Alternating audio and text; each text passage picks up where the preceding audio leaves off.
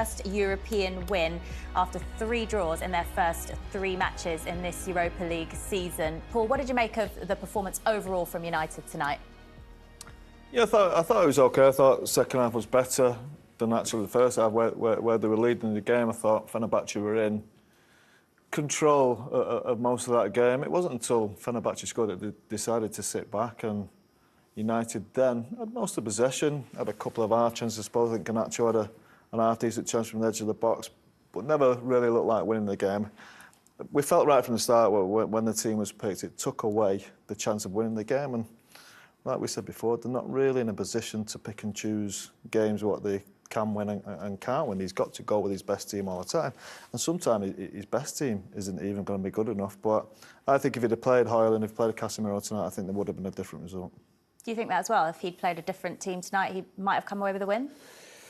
Yeah, I think I'd have to agree. But I think he's worried about Højlund. He knows he needs him, you know, and obviously maybe, I know it was a brilliant performance against Brentford, but he probably needs him for West Ham on the weekend. So maybe he thinks he needs to rest him because of, you know, his previous injuries. But I definitely would have played Casemiro. Mazraoui, they tried that as a 10. You know, he did okay, but I don't think it's something they'll go back to.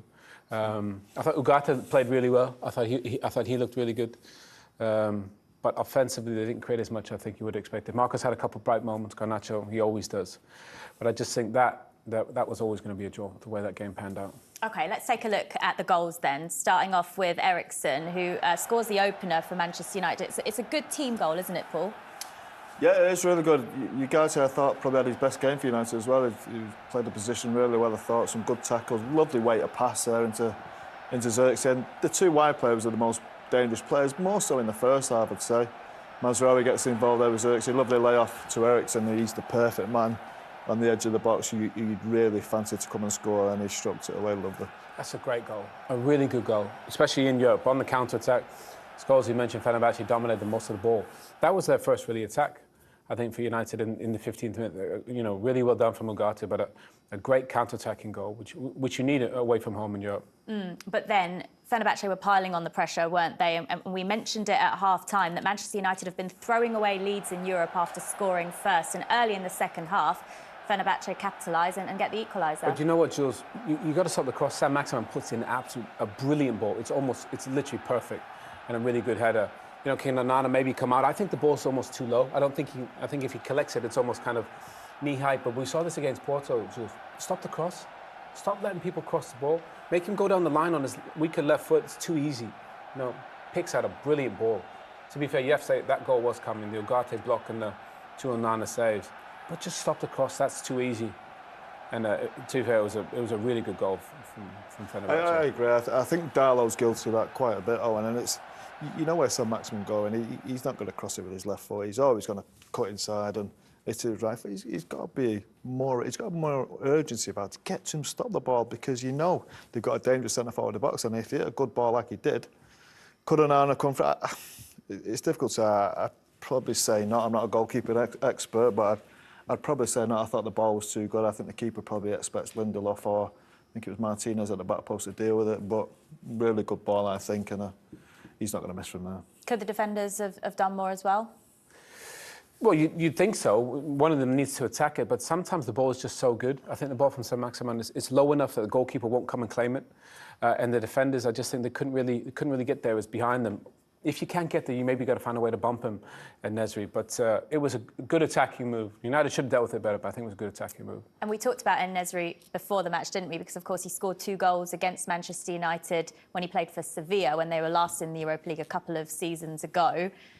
He was a handful, wasn't he, at times? Yeah, we knew he'd be a handful. As you say, we saw him first hand at Sevilla, and it was brilliant. He really bullied the 2 centre-halves that day, and that's why it's so important. Before the game, you think, stop the service into him, stop the crosses into him. Darlow he doesn't do that enough. Now, look, I think Darlow's been okay. He's been one of United's better players this season, but he's still got to get that side of his game right. It's far too easy to cross away. You've got to stop it at source, haven't you? And if you don't stop it, there's always a chance that he's going to score because he's a real threat. OK, let's take a look at the penalty shot, which ended up leading to José Mourinho being sent off because he wasn't happy with this not being given. This is what led to it. What did you think, Owen? Should they have had a penalty? In real time, it looks like there's a lot of contact. You know, I don't want to say it's a brilliant dive because we don't really want to say that, but he sells it like you think, oh, there must be more contact there. When you see it from another angle, you can tell there's virtually no contact whatsoever. When Ugarte, he just pulls out, so there's no way that's going to be a penalty. Mourinho, close up, emotionally, he thought definitely, you know, a certainty it's a pen. And obviously probably said a few choice words and got himself sent off, but never ever was it a pen. No, look, it's never a pen, and José must have said so. You know what? I quite enjoy watching José tonight. The bits we saw of him, there's a bit of enthusiasm back there with him with the job. It looks like he's enjoying himself. He was, you know, laughing and joking. He was having a giggle, wasn't he? He was having a giggle when the keeper made a couple of saves. You think, well, what's going on here? But look, I enjoy watching him. He probably, he must have said something that, because his actions wasn't that bad. He's obviously said something that he possibly shouldn't have done. Well, our reporter Danny Jameson, who's actually out in Istanbul, has confirmed that on the full-time whistle, José Mourinho did storm down the tunnel and had a few choice words to say then. Not very nice language is all I can say. I can't repeat what he said, Owen. Go on, Jules. We've been trying to figure out if we can say it in another way, but I don't think we can. No. But to be fair, football is a disgrace is basically what I'll leave it at. Yeah. Well, it was better than that. I don't know what it was better than if he sees it again, he knows it's not a penalty, surely. He obviously wants it. Danny, he said he wasn't really that bothered about winning. Obviously, you can tell by his reaction, he obviously was. José, will he be happy with a draw? Aside from the fact that obviously he said all that stuff, we've seen that he's been emotional tonight, but actually getting a draw against Manchester United with this Fenerbahçe side, will he actually be fairly pleased with the result? I think he'll be all right with it, yeah. I mean, they're on 5 points now. They're in a decent position, obviously better than Manchester United. I thought they played okay, and I think he'll probably say that was a fair result in the game. United had spells, Fenerbahçe had spells. He's got a good team there. You know, Tadic and Dzeko and Nesri, Sam Maximin, got a lot of good attacking players, Fred and Amrabat. So I think he'll be quite content. And obviously he gets into the knockout phases. You don't want to come up against a Mourinho team because he's just so good in these moments. OK. Well, that 1-1 draw for Manchester United at Fenerbahçe means that after 3 Europa League games this season, United have 3 points and it leaves them 21st in the Europa League phase at the moment. That would mean that they would have the extra 2 games to play in the playoff round in February, but still 5 matches to go for them to climb into that top 8. José Mourinho said that both his former clubs, United and Spurs, are favourites to win the Europa League this year. And as you can see, Tottenham have a 100% record so far. 3 wins out of 3. They won again this evening. They have 9 points and sit second in the league phase table. Right, let's get some reaction from Istanbul now, because Andre Onana pulled off a brilliant double save in the first half, but then conceded early in the second. Let's hear from United's goalkeeper now. He's with Danny Jameson.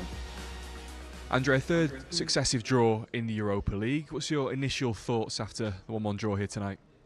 Well, it's a big disappointment for me, for the fans, for the club. As a Manchester player now, you have obligation to try to win, and it's what we did today. But also we have to recognize it's a tough place to win, and yeah, we didn't win. At least we didn't lose. So not happy, of course not. But we move on. We are big guys. We take responsibility. Me, the first one. And we go again. In the context of what you just said, being a difficult place to go, your manager asked you to play smart today. Do you feel like you did that, particularly after conceding the equaliser? You seem to be able to calm things down as a team. The manager asked us to play smart. He said to us before the game that because of the atmosphere, he had to play smart and manage the game really well. Do you feel like you did that, particularly in the second half? I think, yes, we had more control than them second half, and yeah, we had more chances than them. And football sometimes is randomness, you know. We consider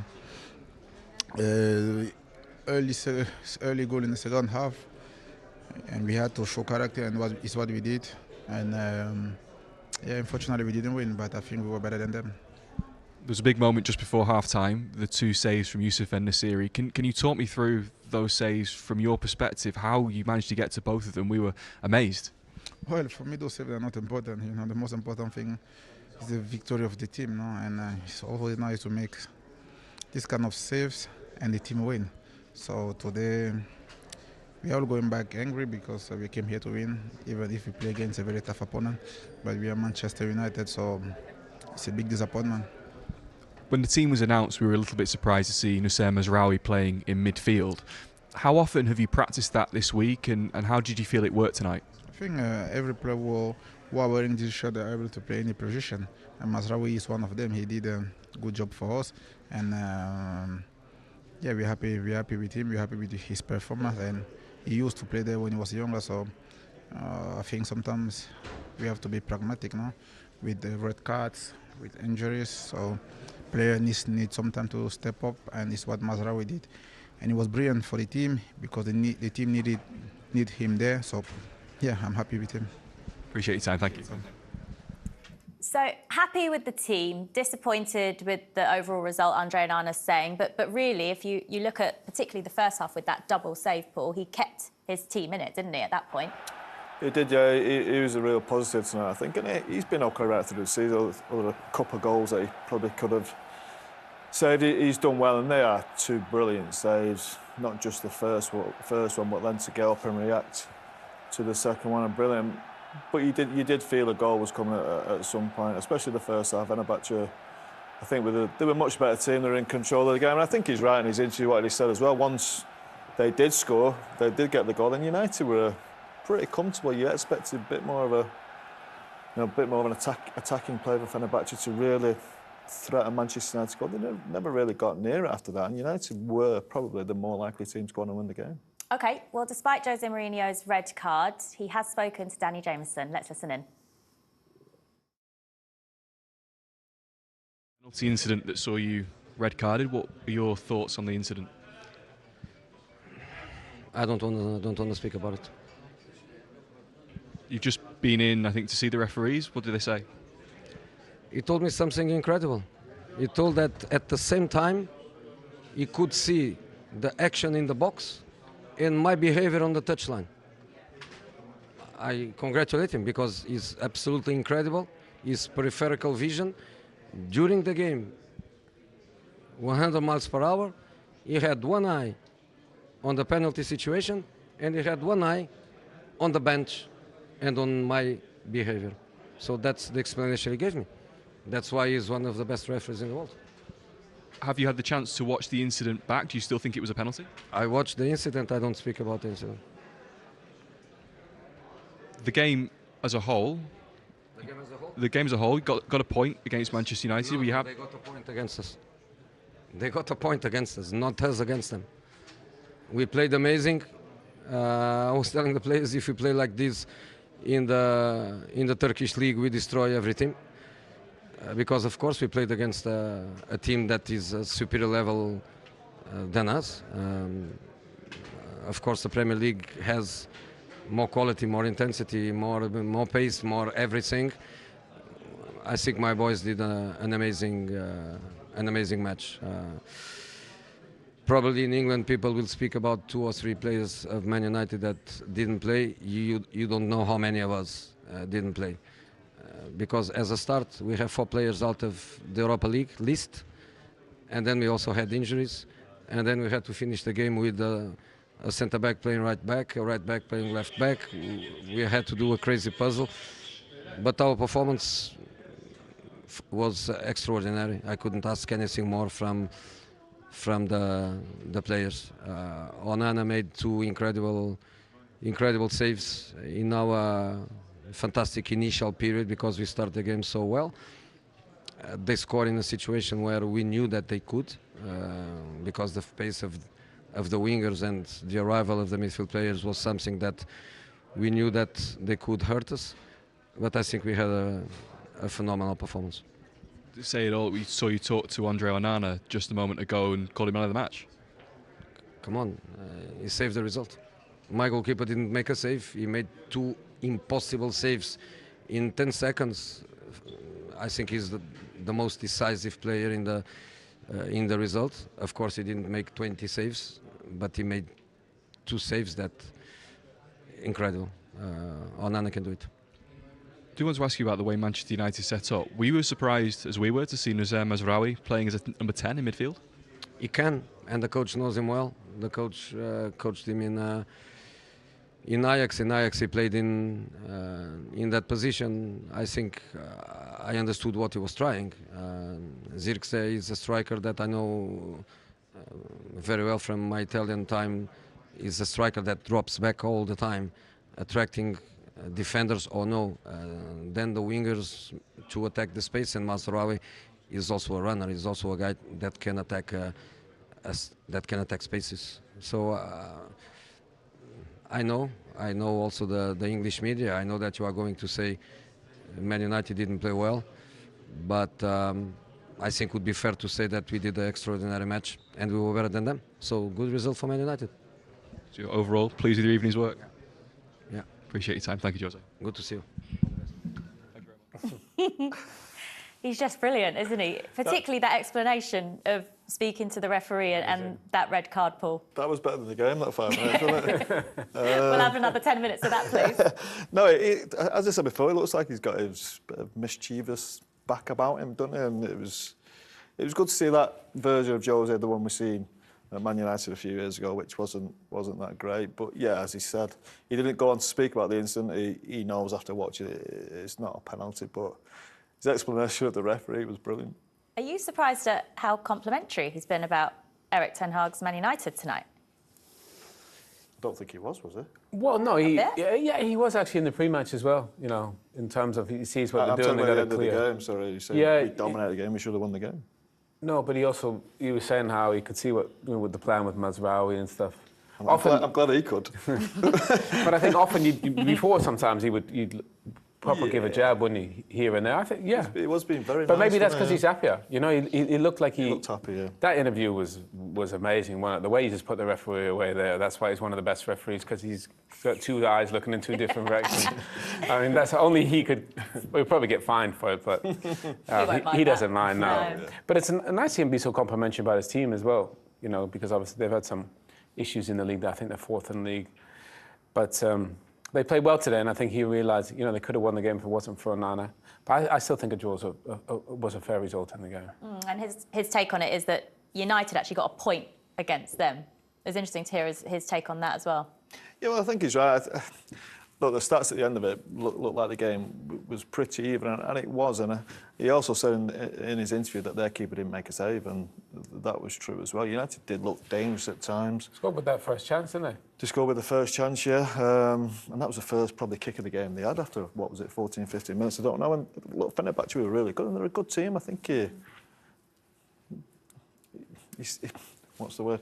He steps his team down a little bit. He doesn't give them enough credit, really, for I think what they are comparing to Manchester United. Look, Manchester have got players missing. He's got a load of players missing. As he said himself, the Mazraoui in the number 10 has been spoke about. Didn't see it happening. I didn't see that working.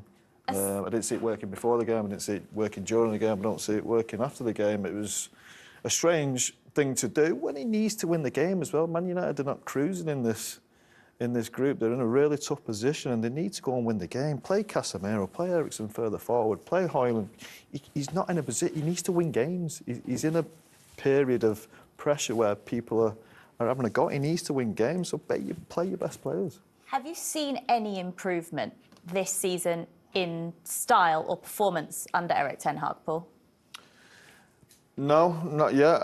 I think they have played in spells where they've looked okay. They have missed a lot of chances as well. But I think league position tells you everything. And I'm talking about both leagues, 11th in the Premier League, 21st in Europa League. It's not been, there's been no improvement. I think that's the biggest disappointment. With two and a little bit of years in, there's been a lot of money has been spent and we're not seeing improvement. You'd like to think by now they're up there challenging them. Top three teams, Liverpool, City and Arsenal, are ahead of most of the teams. You'd like to see them getting even a little bit closer to that, but it doesn't feel like it. I do actually think on Saturday they got closer to having the best team out, which has been a while. I think Luke Shaw still needs to come into that. They've got the young lad, Lenny Yoro, who will probably come into that Manu back into the midfield. And I thought there were signs, second half especially, that scored the two really good goals, which excited you. So, look, fingers crossed they can go on and improve.